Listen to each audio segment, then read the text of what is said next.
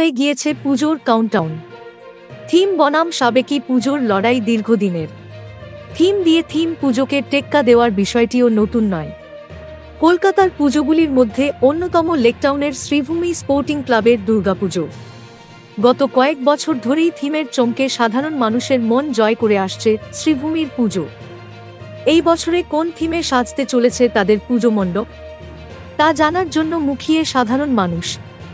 এবার পুজোর থিম জানাল এই ক্লাব।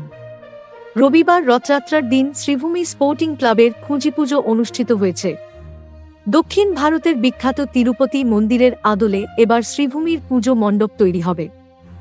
আলোর কারুকার্য এবারের পুজোর অন্যতম আকর্ষণ হতে চলেছে বলে জানা যাচ্ছে। তিরুপতি মন্দিরের আদতে সাজানো হবে মণ্ডপ, আর মণ্ডপ সজ্জায় থাকবে কারুকার্যের বিশেষ চমকও।